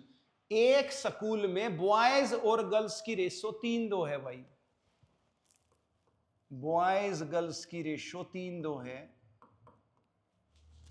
वो कह रहा है 6 लड़कियां और आ जाएं, 6 लड़कियां और एडमिशन ले लें, तो ये रेशो जो है, ये रेशो मेरी 6:5 हो जाती है भाई। क्या हो जाती है, 6:5 हो जाती है। तो बताना है बॉयज कितने हैं, क्या है, बॉयज कितने हैं, ठीक है भाई। तो कई तरीके से कर सकते हो भाई इस क्वेश्चन को, ये नहीं है कि भाई आप सिर्फ गिवन रिक्वायर्ड से ही करो, किसी भी तरीके से कर सकते हो। तो समझा देता हूं भाई कितने कितने तरीके से कर सकते हो। तो ऑप्शन से भी कर सकते हो, पहली बात तो मैं ऑप्शन से करके दिखा देता हूं आपको। तो मान लिया, वो कह रहा है भाई विद्यालय में कितने लड़के हैं, तो मान लिया मैंने पहला ऑप्शन उठा लिया भाई 36 लड़के हैं, ठीक है कि नहीं। अब अगर लड़के 36 हैं तो 3 रेशो है भाई लड़कों की, तो 3 रेशो की वैल्यू 36 होगी, तो 1 रेशो की वैल्यू 12 हो गई। तो लड़की कितनी होगी फिर, 2 रेशो की वैल्यू 24 हो गई। यानी कि अगर लड़के 36 हैं तो लड़कियां 24 होंगी, क्योंकि 3 को मैं 12 से गुणा करूंगा तो 2 को भी 12 से गुणा करूंगा, क्योंकि गुणा तो हम सभी से सेम से करते हैं, ठीक है कि नहीं। तो लड़कियां 24 होगी। अब वो कह रहा है लड़कियां 6 और आ गई, लड़के तो आए नहीं, तो लड़के तो 36 ही हैं, लड़कियां 24 और 36 आ गई। अब रेशो कितनी बन गई भाई, रेशो 6-5 ही बन गई, और बननी भी 6-5 ही थी, तो मतलब यही आंसर है भाई मेरा, तो यानी 36 आंसर आ गया। क्लियर होगी बात। यानी कुदरती क्या हुआ, पहला ऑप्शन उठाया और वही आ गया। जैसे मान के चलो, मान लिया मैं 30 उठा लेता, सपोज करो 36 ना होता 30 होता, तो फिर कैसे करते हम, देखो ठीक है। अब ये तो बाई चांस हो गया ना कि हमने पहला उठाया और वही बनेगी। मान लिया ना बनता, ठीक है नहीं, तो फिर रिजेक्ट भी तो करते, तो कैसे रिजेक्ट करते, तो मान लिया लड़के में 30 उठाता, ठीक है कि नहीं, तो 10 से गुणा हुई तो लड़कियां क्या हो जाती है आपकी 20 हो जाती, फिर लड़कियां आपकी कितनी आ रही है 6 आ रही है, तो अब ये हो जाती 26 और ये लड़के 30, तो क्या मेरी 6:5 बनेगी भाई, नहीं बनेगी, ठीक है कि नहीं, तो ये आपका रिजेक्ट हो जाता। बात समझ में आई। तो फिलहाल 36 से अपना आंसर आ चुका है। लेकिन अगर मान लिया मैं 30 उठाता, तो देखो आप रेशो 6-5 बन नहीं रही ना, ये तो कितनी बनी, ये तो 15-13 की बनी, जबकि बननी चाहिए थी 6-5 की, इसलिए ये रिजेक्ट हो गया। सेम ऐसे ही आप और ऑप्शन उठाओगे तो रिजेक्ट हो जाएंगे, एक ऑप्शन आपका सिलेक्ट होगा, वो आपका आंसर होगा। बात क्लियर हो गई होगी, ठीक है। अच्छा, बगैर ऑप्शन करना चाह रहे हो तो बगैर ऑप्शन देख लो भाई। तो बगैर ऑप्शन करोगे तो फिर कैसे करोगे, तो उसने बोला कि भाई लड़कियां आपकी 6 बढ़ जाती हैं तो रेशो हो जाती हैं 6-5, ठीक है। एक तो आप x से ही कर सकते हो, एक तो आप यूं कहो कि भाई लड़के थे मेरे 3x, ठीक है, और भाई लड़कियां थी मेरी 2x। तो लड़के तो मेरे बड़े नहीं भाई, लड़के तो मेरे बड़े नहीं, लड़के तो उतने ही हैं 3x ही हैं, ठीक है। लड़कियां मेरी बढ़ गई हैं, कितनी बढ़ गई हैं 6 बढ़ गई हैं, मतलब ये बॉयज हैं ये गर्ल्स हैं।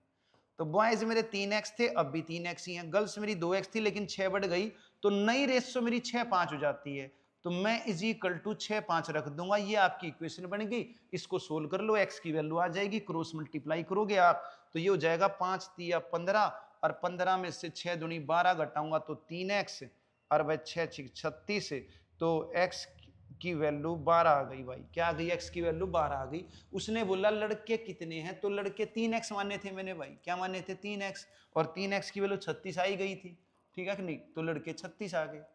बात समझ में आ गई होगी। तो भाई पहला आंसर है। अब भाई गिवन रिक्वायर्ड से देखो, आप गिवन रिक्वायर्ड से देखो, तो गिवन रिक्वायर्ड से बहुत ईजी हो जाएगा, ऑप्शन से भी ईजी हो जाएगा, ठीक है। लेकिन यहां पर एक खास बात है भाई, देखोगे उसने बोला लड़कियां 6 और आ गई तो रेशो 6-5 हो जाती है।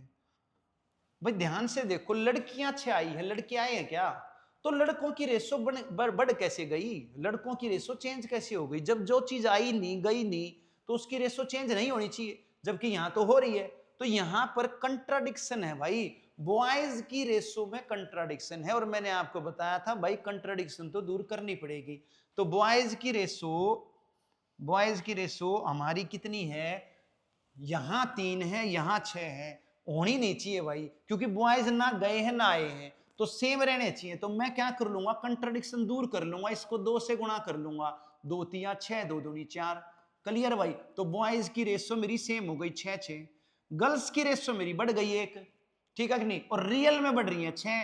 तो मैं कह सकता हूं एक रेशो की वैल्यू 6 स्टूडेंट है, एक रेशो की वैल्यू कितनी है 6 स्टूडेंट है, ठीक है कि नहीं, और निकालने मुझे बॉयज हैं, तो बॉयज की रेशो हो गई 6 रेशो, तो एक रेशो की वैल्यू 6, तो 6 रेशो की वैल्यू कितनी होगी 36 होगी, ठीक है कि नहीं, तो आंसर आ गया 36।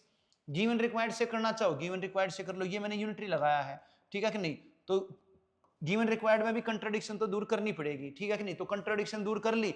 अब क्या है, लड़कियां 6 बढ़ रही हैं तो लड़कियों का अंतर 6, रेशो का अंतर 1, तो 1 से भाग कर दो, निकालने बॉयज हैं तो यहां भी 6 यहां भी 6, तो बॉयज की रेशो 6 से गुणा कर दो भाई, 36 आंसर आ गया। आपकी मर्जी भाई क्या करोगे, एक्स से करोगे, ठीक है, आप ऑप्शन से करोगे, ठीक है, या फिर आप गिवन रिक्वायर्ड से करोगे, या यूनिटरी से करोगे, यूनिटरी से करो चाहे गिवन रिक्वायर्ड से करो, कंट्राडिक्शन दूर करनी पड़ेगी भाई।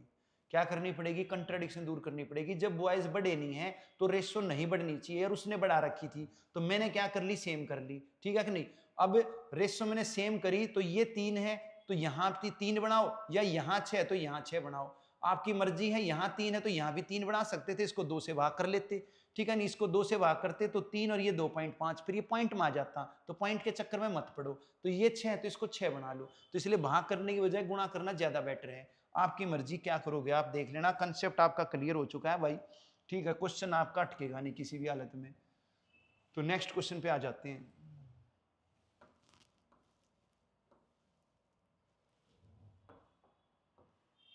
क्या कह रहा है भाई 50वां क्वेश्चन।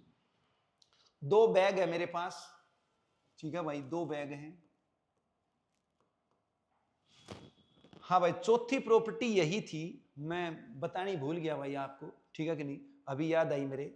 मैंने कही थी आज स्टार्टिंग में ही बोला था क्लास में कि भाई 4 प्रॉपर्टी हैं, ठीक है। देखा जाए तो चौथी कोई प्रॉपर्टी नहीं है, चौथी बस कंट्राडिक्शन खत्म करने का एक तरीका है, ठीक है कि नहीं, एक मेथड है, एक वे है, ठीक है कि नहीं। तो वे और method of removing contradiction, contradiction remove करने के तरीके हैं भाई, ठीक है। तो कंट्राडिक्शन जो है जनरली 3 प्रकार की मिलेंगी आपकी, ठीक है कि नहीं, जनरली 3 प्रकार की मिलेंगी। तो पहली कंट्राडिक्शन तो आई गई है हमारी 49वें क्वेश्चन में, ठीक है। तो ये चौथी प्रॉपर्टी कह सकते हो इसको आप। तो 3 प्रकार की कंट्राडिक्शन है। पहली प्रकार की कंट्राडिक्शन, मैं इसमें कोई फार्मूला नहीं लिखवा रहा आपको, मैं सिर्फ कंट्राडिक्शन दूर करने का तरीका बता रहा हूं, ठीक है कि नहीं। तो हेडिंग यही डाल दी है, कंट्राडिक्शन खत्म करने के तरीके। 3 तरीके लेंगे हम। पहला तरीका आ चुका है, उसको दोबारा ले लेता हूं। जैसे वो कहता है भाई ए बी की रेशो, अब मैं ए बी लिख लेता हूं भाई। वो कह रहा है ए बी की रेशो, ठीक है, कुछ भी ले लेता हूं, 5:2 है। क्या है? 5:2 है भाई, ठीक है कि नहीं। अब वो कहता है कि B is increased by, B is increased by, कुछ भी ले लेते हैं हम, कुछ भी ले सकते हैं भाई, मान लेते हैं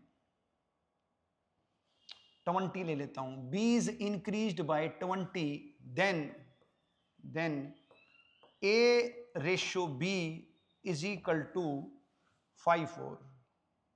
क्या हो जाती है? 5:4 हो जाती है भाई, ठीक है। या कुछ और ले लेते हैं भाई, इसमें तो मजा आया नहीं भाई, कोई और लेते हैं, थोड़ी सी कॉम्प्लिकेटेड कर देता हूं ना ताकि समझ में आ जाए आपको। तो मैं कहता हूं बी इज इंक्रीज्ड बाय 15 कर लेता हूं। क्या कर लेता हूं? 15 कर लेता हूं भाई। तो फिर ये रेशो हो जाती है 10:7 हो जाती है। मैं ये कह देता हूं कितनी हो जाती है? 10:7 हो जाती है। तो अब ये कंट्राडिक्शन है। अब देखो ये कंट्राडिक्शन है, 3 प्रकार की कंट्राडिक्शन लूंगा।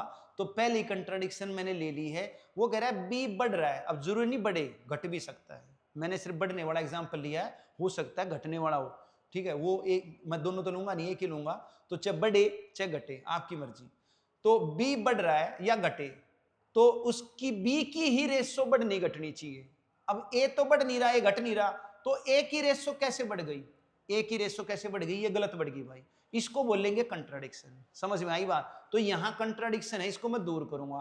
तो क्या करूंगा भाई? मैं ए को सेम कर लूंगा। क्या कर लूंगा? ए को सेम कर लूंगा। यहां 10 है तो यहां भी 10 बना लूंगा, या यहां 5 है तो यहां भी 5 बना लूंगा, ठीक है। 5 बनाऊंगा यहां, तो मैं 2 से भाग करूंगा, और 2 से भाग करूंगा तो ये पॉइंट में बन जाएगी। तो इसलिए कोई फायदा नहीं भाई भाग करने का। तो इसलिए मैं इसको 2 से गुणा कर लूंगा, पॉइंट में नहीं आएगा तो बढ़िया रहेगा। तो मैं इसको 2 से गुणा कर लेता हूं। तो जैसे ही मैं 2 से गुणा करूंगा तो ये हो जाएगा 2 पंजे 10, 2 दूनी 4।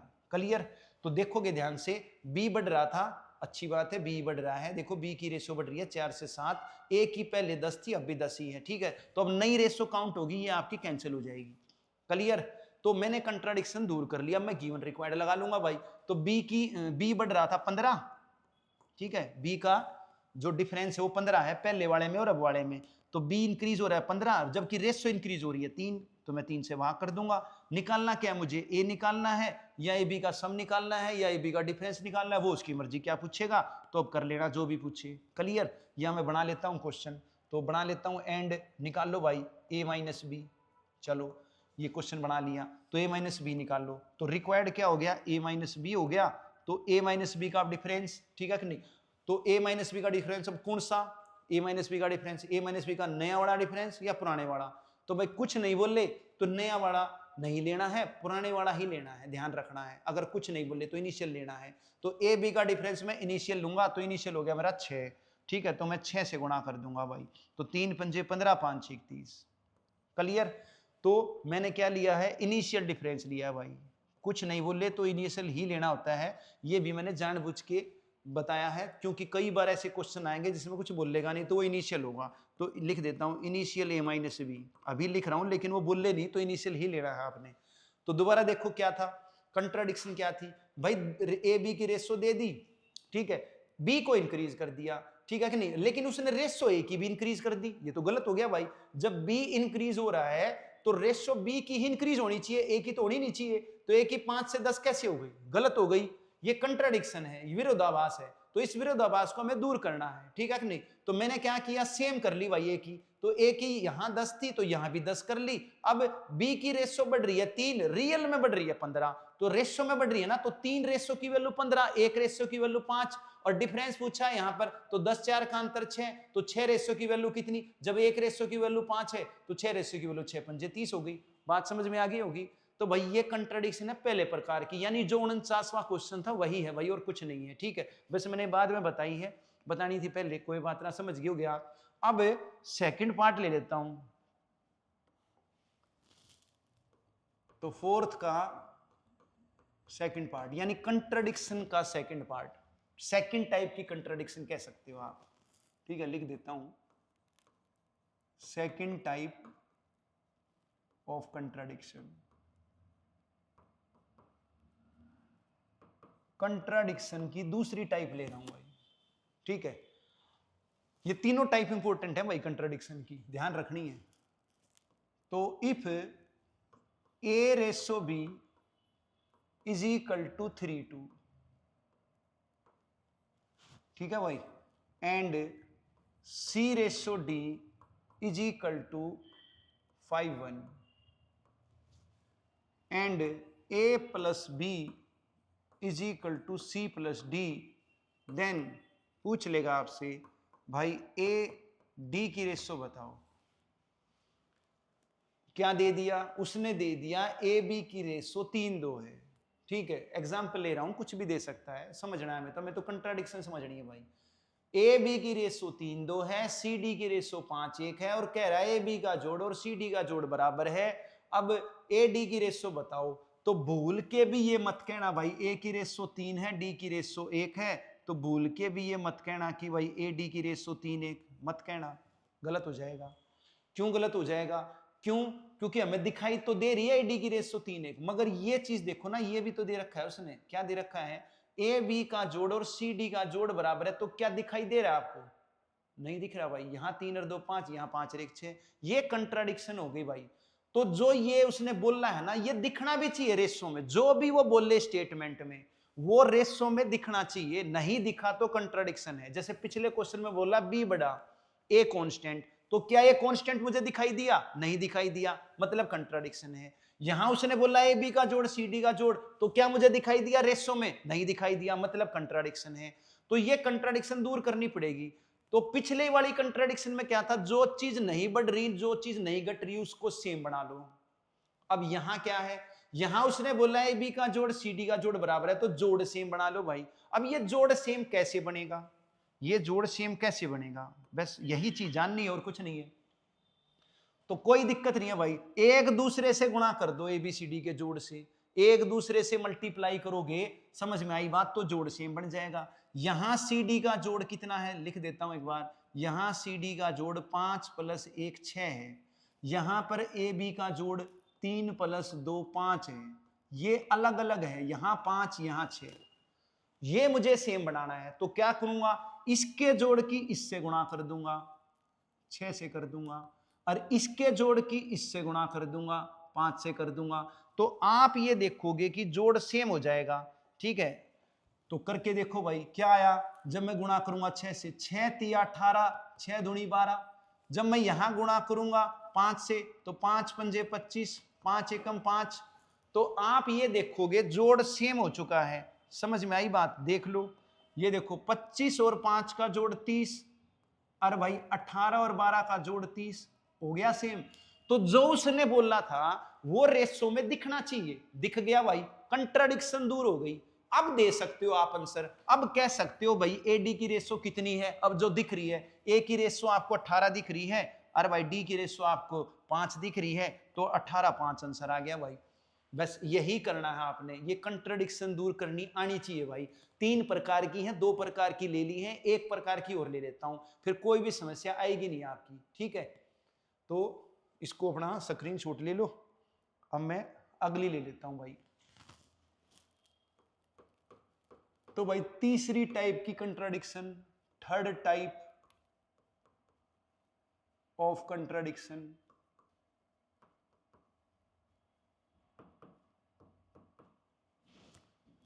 तो वही एग्जांपल लूंगा पहले, ऐसे कुछ भी ले लेंगे। तो ए बी की रेशो 3:1 है, और भाई सी डी की रेशो 5:2 है। और क्या दे दिया भाई, और ये दे दिया उसने ए सी का अंतर और बी डी का अंतर बराबर है, और ये पूछ लेगा आपसे भाई ए डी की रेशो बताओ। भूल के भी मत कहना 3:2, दिख तो रही है मुझे ए डी की रेशो 3:2, पर नहीं कहूंगा। क्यों नहीं कहूंगा? क्योंकि ये जो चीज दे रखी है कि पागल है वो, खामखा दे रखी है, इसका यूज तो होगा ना कुछ ना कुछ। क्या दे रखा है? ए सी का अंतर बी डी का अंतर बराबर है, तो वो दिखना चाहिए रेशो में, वो रेशो में मुझे दिखना चाहिए भाई। देखो ए सी का अंतर यहां कितना है 2 का, बी डी का अंतर कितना है 1 का, तो सेम नहीं है भाई, ठीक है। चेक करोगे एक बार, लिख देता हूं, यहां ए सी का अंतर 2 का है, ठीक है, यहां बी डी का अंतर 1 का है, ये मुझे सेम करना है। क्लियर? यानी कि जो ये अंतर है वर्टिकली सेम है, लेकिन यहां नहीं है, वो कह रहा है पर यहां नहीं है, वो मुझे सेम करना है। कैसे होगा? डिफरेंस तो मुझे वर्टिकली करना है, मगर जब मैं गुणा करूंगा, क्योंकि आपको पता है रेशो में गुणा भागी हो सकता है और तो कुछ होगा नहीं भाई, ठीक है कि नहीं? 2 ही परमिशन है मैथमेटिशियंस की। तो भाई गुणा किससे करोगे? ओरिजेंटली डिफरेंस लोगे आप, ओरिजेंटली यानी लेफ्ट टू राइट। 5 और 2 का डिफरेंस, यहां 5 2 का डिफरेंस 3, यहां 3 1 का डिफरेंस 2। तो जैसे ही मैं गुणा करूंगा एक दूसरे से, तो 3 की इससे गुणा करूंगा, और भाई 2 की इससे गुणा करूंगा, एक दूसरे से कर दूंगा। एक दूसरे से कौन से डिफरेंस की करोगे? आप कहोगे जी दे तो वर्टिकल रखा है, तो ओरिजेंटल से क्यों कर रहे हो? भाई ओरिजेंटल से ही करनी है, वर्टिकल से नहीं करनी, ठीक है कि नहीं? लेकिन जब आप करोगे ना ओरिजेंटल डिफरेंस से, तो आप ये देखोगे वर्टिकली भी सेम हो जाएगा और ओरिजेंटली भी सेम हो जाएगा, सेम दोनों हो जाएगा। क्यों? क्योंकि इस सी को मैं उधर ले जाऊं, इस सी को मैं उधर ले जाऊं, और बी को मैं इधर ले आऊं, तो आप देखो ओरिजेंटली भी डिफरेंस सेम ही है, ए बी का अंतर और सी डी का अंतर देखो।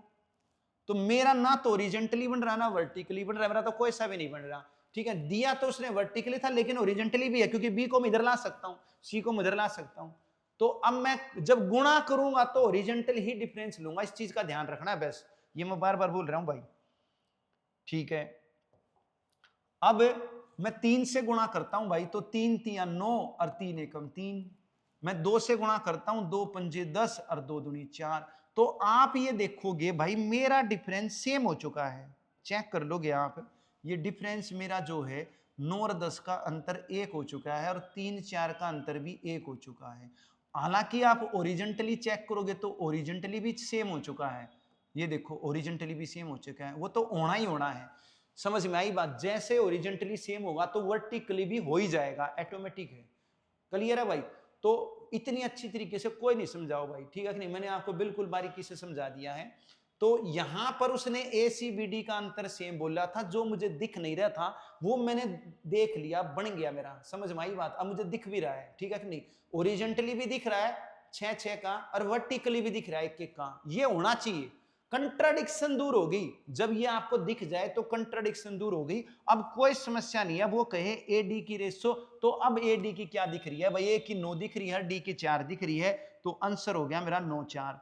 बात क्लियर होगी। तो 3 प्रकार की कंट्राडिक्शन हो गई। पहली तो है सम वाली कंट्राडिक्शन, जोड़ सेम बनाना। दूसरी है डिफरेंस वाली कंट्राडिक्शन, डिफरेंस सेम बनाना, चाहे वो ओरिजेंटली बनाना हो चाहे वो वर्टिकली बनाना हो, ठीक है, दोनों ही बन जाएंगे ऑटोमेटिक, ठीक है। लेकिन गुणा जब आप करोगे तो वो ओरिजेंटली वाली ही लेके करोगे, जब गुणा करोगे, ठीक है, बन जाएगा दोनों तरीके से। और तीसरी टाइप की कंट्राडिक्शन है, एक चीज फिक्स है और दूसरी घटबढ़ रही है, तो रेशो भी उसकी फिक्स कर लोगे। तो ये मेरे ख्याल से समझ में आई बात, इजी थी, कोई भी समस्या होनी नहीं चाहिए, ठीक है। इनको बार बार रिवाइज करना पड़ेगा भाई, ठीक है, 2-3 बार आप खुद करके देखोगे तभी बात बनेगी, अदरवाइज तो बननी नहीं, ठीक है। लग रही है आपको आसान पर इतनी है नहीं, ठीक। वैसे तो आसान ही है, लेकिन प्रैक्टिस करोगे तो आसान है। अब 50वें क्वेश्चन पे आ जाता हूं भाई, क्या कह रहे हैं, the ratio of number of balls in bag X and Y. भाई बात यह है, मैं क्वेश्चन तभी कराता हूं जब उसका कंसेप्ट क्लियर हो जाए। क्वेश्चन कितने कर लो आप, और क्वेश्चन ये थोड़ी ना मैं जितने कराऊंगा ये आने हैं, भाई रकम तो चेंज करेगा, ठीक है।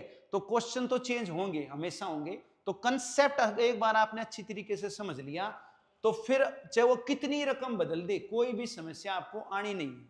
तो कंसेप्ट को क्लियर करो, उसके तय तक जाओ, ठीक है। तो उसके ऊपर R&D करो भाई, रिसर्च एंड डेवलपमेंट करो, फिर कोई भी समस्या आपको आएगी नहीं। तो एक बार आ जाते हैं 50वें क्वेश्चन पे। क्या कह रहा है भाई, 2 बैग हैं, एक एक्स बैग है एक वाई बैग है, ठीक है। अब इनमें नंबर ऑफ बॉल्स की रेशो 2-3 है भाई। Number of balls in bag में जो बॉल्स की रेशो है वो 2-3 है। क्या कह रहा है, 5 बॉल बैग वाई में से निकालकर 5 बॉल एक्स में रख दी, 5 बॉल वाई में से निकालकर 5 बॉल एक्स में रख दी, तो क्या हो जाता है, नाउ ये इनिशियल था भाई स्टार्टिंग में, अब ये नई रेशो है, तो now number of balls are equal in each bag. Now equal मतलब 1-1 की रेशो हो गई, कितनी हो गई, 1-1 की रेशो होगी। ये मैंने स्टेटमेंट जो है एग्जीक्यूट कर दी है भाई, मैंने स्टेटमेंट जो है वो ट्रांसलेट कर दी है, कन्वर्ट कर दी है मैथमेटिकल लैंग्वेज में, तो आगे होगी समझ में मेरे ख्याल से। दोबारा देख सकते हो, बॉल की रेशो 2-3 थी, 5 बॉल यहां से निकाल के यहां रख दी, अब इक्वल हो गई मतलब 1-1 हो गई रेशो। समझ में आई बात। अब वो कह रहा है प्रत्येक बैग में गेंदों की संख्या बराबर है, तो वे कितनी है बॉल, अब ये बॉल निकालनी है, ये यानी 1 की वैल्यू बतानी है, ठीक है कि नहीं। लेकिन आप ये देखो भाई, यहां से 5 निकली और यहां 5 डली, तो इनका अंतर सेम है ना, 5-5, तो क्या रेशो में मुझे दिख रहा है, नहीं दिख रहा है। तो आप कहोगे जी रेशो का अंतर बना लूंगा, आपने अभी सिखाया था, तो मैंने क्या बताया था, इसके अंतर की इससे गुणा करोगे, इसके अंतर की इससे गुणा करोगे, बढ़िया क्वेश्चन है। तो जैसे अंतर से गुणा करना जाएगा, यहां तो अंतर 1 और 1 का अंतर 0 हो गया, तो अब 0 से गुणा करूंगा 0 हो जाएगा, तो गड़बड़ होगी बात, ये तो बना ही नहीं भाई, ये तो डिफरेंस ही, ठीक है कि नहीं। तो फिर यहां पर एक और भी है कंट्राडिक्शन, यहीं पे 2 टाइप की कंट्राडिक्शन है। हमें लग तो रही है कि डिफरेंस सेम है, वो डिफरेंस सेम के अलावा एक कंट्राडिक्शन और भी है, वो हिडन है, उसी को समझना पड़ेगा जब ये क्वेश्चन होगा, ठीक है ना। डिफरेंस वाली दिख जरूर रही है, लेकिन डिफरेंस वाली से होगा नहीं, क्यों, डिफरेंस जो है ना अपोजिट है, यहां पर यहां घट रही है यहां बढ़ रही है, अगर सेम ही होती ना, दोनों बढ़ रही होती दोनों घट रही होती, फिर तो हो जाता। तो एक नेगेटिव में है एक पॉजिटिव में है, तो इसलिए यहां डिफरेंस वाली कंट्राडिक्शन दूर नहीं करनी भाई, क्योंकि अपोजिट डायरेक्शन में नेगेटिव पॉजिटिव में, या तो दोनों बढ़ती या दोनों घटती, तब लगाती। तो अब यहां पर ना जोड़ की भी कंट्राडिक्शन है, आप कहोगे जोड़ की थे जी, जोड़ तो दे नहीं रखा भाई, समझना पड़ेगा। मान लेता हूं, मैं एग्जांपल ले लेता हूं, 2 व्यक्ति हैं, एक एक्स व्यक्ति एक वाई व्यक्ति, इसके पास है 80 रुपये और इसके पास है क्या कहते हैं 150 रुपये, तो दोनों के पास कितने हो गए भाई, दोनों के पास 230 रुपये हो गए, मानते हो। अब मैं ये कहूं कि इससे 20 लेके इसको 20 दे दूं, तो इसके पास कितने हो गए 130 हो गए, और इसके पास कितने हो गए 100 हो गए, लेकिन अब भी टोटल तो 230 ही है ना। तो जब किसी से लेके उसको दिए जाएंगे उतने ही, तो जोड़ तो सेम ही रहना है भाई।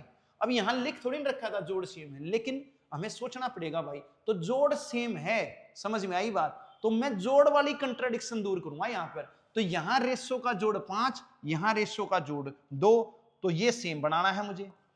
तो यहां रेशो का जोड़ 2 और भाई यहां 5, ये मैं सेम बना लूंगा। कैसे बनाऊंगा? प्रॉपर्टी अभी जानी थी आपने। तो एक दूसरे से गुणा कर दूंगा, इसको 5 से कर दूंगा और भाई इसको 2 से कर दूंगा।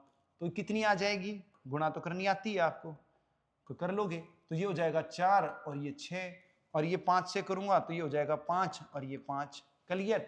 अब आप देखो भाई, अब आप ये चेक करोगे, देखो यहां जोड़ 10, यहां भी जोड़ 10, और डिफरेंस भी सेम हो गया। चेक कर लो, यहां एक का अंतर, यहां भी एक का अंतर, दोनों हो गया ऑटोमेटिक। मैंने जोड़ सेम करा, डिफरेंस भी सेम बन गया। ठीक है, नेगेटिव पॉजिटिव भी बन गया। देखो यहां एक बढ़ रही है, यहां एक बढ़ रही है और यहां एक घट रही है, बिल्कुल। तो जो डिफरेंस नेगेटिव पॉजिटिव था वो ऑटोमेटिक नेगेटिव पॉजिटिव, एक पॉजिटिव एक नेगेटिव बन गया, सेम बन गया, जोड़ भी सेम बन गया। ठीक है, लेकिन जोड़ वाली बात हमें सोचनी पड़ेगी, एग्जैक्ट नहीं दे रखी, हमें खुद दिमाग लगाना पड़ेगा। ठीक है, बस इस क्वेश्चन में यह एक खास बात थी। अब गिवन रिक्वायर्ड लगा लेता हूं भाई। तो डिफरेंस सेम तो हो गया है, सेम तो हो गया, मगर उतना थोड़ी ना होया जितना उसने दे रखा था। उसने तो 5 का दे रखा है, मेरा तो 1 का बना है। तो 1 को 5 कैसे बनाओगे? 1 को 5 कैसे बनाओगे? 5 से गुणा कर दूंगा। जब 1 को 5 से गुणा करूंगा तभी तो 5 बन जाएगा। ठीक है, तो मैं कर देता हूं भाई 5 से गुणा। ठीक है, तो जैसे ही मैं 5 से गुणा करूंगा मेरा डिफरेंस 5 बन जाएगा। तो 5 चौक 20, 5 छिक 30 और 5 पंजे 25, 5 पंजे 25। तो बोल पहले 20-30 थी, ईब दोनों बैग में 25-25 होगी, और ईब वाली पूछी उसने तो 25 आंसर आ गया, यानी कि चौथा आंसर आ गया भाई। बात क्लियर होगी। ठीक है, अब जरूरी नहीं है, देखो इसी मेथड से करोगे आप, मैंने तो समझाया है भाई। ठीक है कि नहीं? ये इसलिए समझाया है क्योंकि ये वाली चीज हो सकता है किसी और क्वेश्चन में आए और वहां आसान हो जाए। ठीक है, लेकिन पेपर में अगर यही क्वेश्चन आए तो भाई ये कंट्राडिक्शन से ना करना, ये तो अपना ऑप्शन उठा लेना या फिर अपना इक्वेशन बना लेना, वो ज्यादा बेटर रहेगी। ठीक है, क्योंकि आप इसमें हिडन चीज थी वो सम वाली, नहीं सोच पाओगे भाई, दिमाग नहीं लग पाएगा। ठीक है, मैंने तो प्रॉपर्टी समझानी थी आपको, प्रॉपर्टी समझाने के लिए मैंने वो दूसरा मेथड लिया। बाकी पेपर में तो भाई ऑप्शन से ही करो आप। देखो पहला ऑप्शन उठा लिया 45, मान लिया 45 बोल हैं, तो आपको पता है कि ये 5 बोल बढ़ी है यहां पर, और यहां पर 5 घटी है।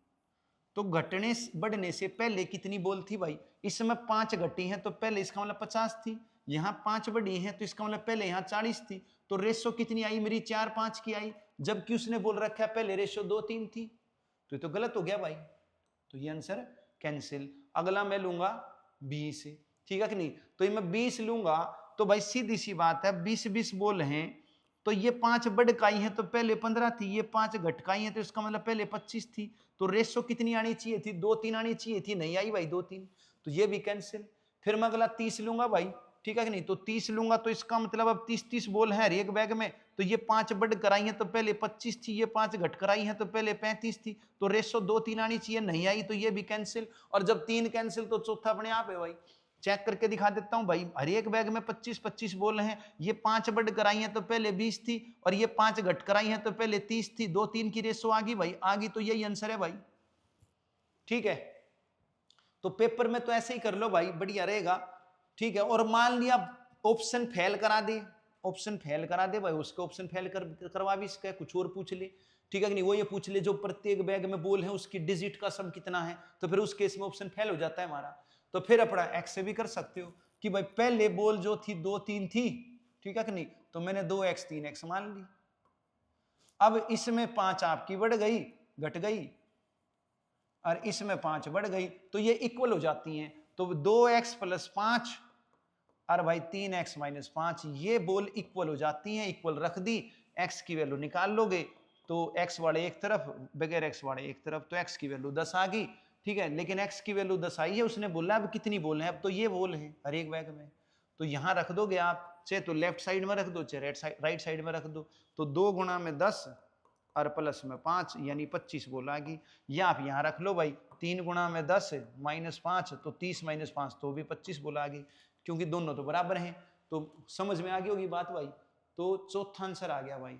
कत्ती बिल्कुल डीपली बता दिया भाई, एक एक तरीके से बता दिया है, कोई भी समस्या आनी नहीं चाहिए भाई, कंसेप्ट क्लियर हो गया होगा।